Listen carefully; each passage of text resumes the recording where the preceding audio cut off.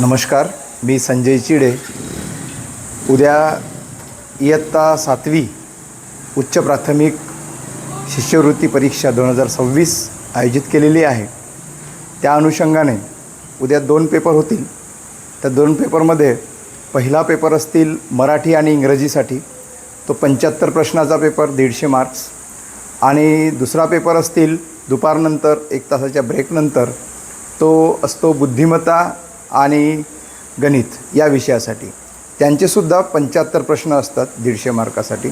अशा प्रकारे ही शिष्यवृत्ती परीक्षा विद्यार्थ्यांना पुढील भावी आयुष्यामध्ये स्पर्धात्मक परीक्षेचं प्रेरणा मिळेल यासाठी ते आयोजित केलेली असते.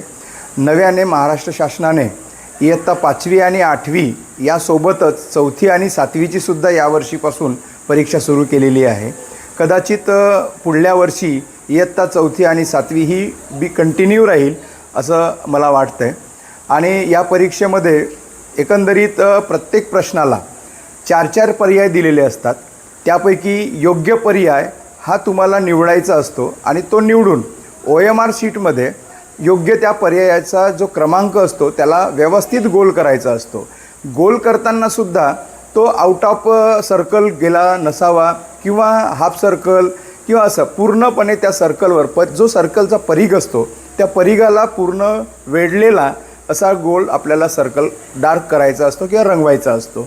अशा प्रकारे आपल्याला ती परीक्षा एका योग्य दिशेने आणि योग्य मार्गाने नेणारी आहे असं मला वाटतं. कारण आजचं युग हे स्पर्धेचं युग आहे आणि या स्पर्धेच्या युगामध्ये अशा प्रकारच्या स्पर्धात्मक परीक्षेतूनच विद्यार्थ्यांना पुढील प्रेरणा मिळत असते. आणि म्हणून ही परीक्षा उद्याची खूप चांगली आहे आणि यासाठी मी सर्व उद्याच्या परीक्षार्थ्यांना शुभेच्छा देऊ इच्छितो.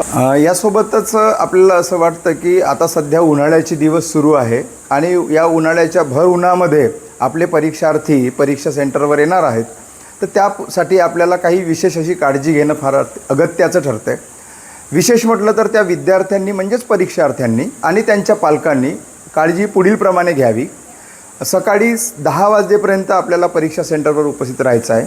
10:30ला त्यांना एंट्री मिळेल वर्गामध्ये. 11पासून पेपर सुरू होतील. तो 1.5 तासाचा पेपर असतील 90 मिनिटाचा.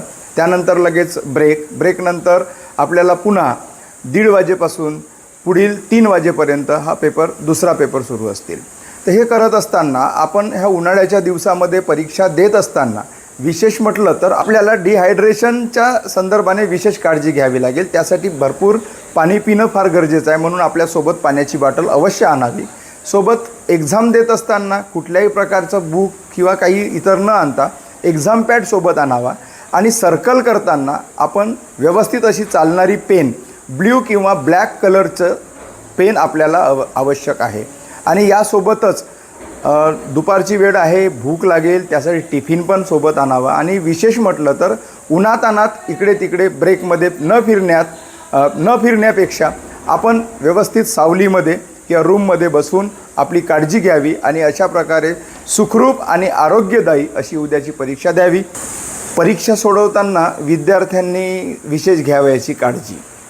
यामध्ये बरेच विद्यार्थी काय होतात की घाबरून जातात. एक नवीन परीक्षा आहे, काहीतरी सर्कल वगैरे करायचं आहे, अशा प्रकारचं विद्यार्थ्यांच्या मनामध्ये एक भीती निर्माण होते.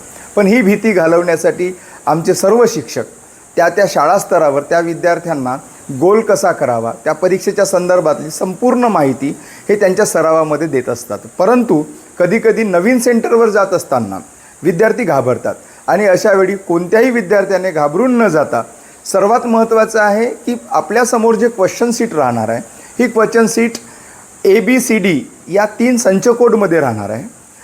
4 संचकोडमध्ये राहणार आहे. आणि या 4 संचकोडपैकी आपल्याला कुठलाही संचकोड जरी आलेला असेल तरी मात्र सर्वात महत्त्वाचा प्रश्न वाचताना समजपूर्वक वाचावा.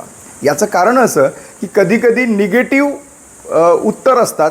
जसं एखादी उदाहरणार्थ म्हणजे या गोष्टीला हा पर्याय लागत नाही अशा प्रकारचा प्रश्न असतो.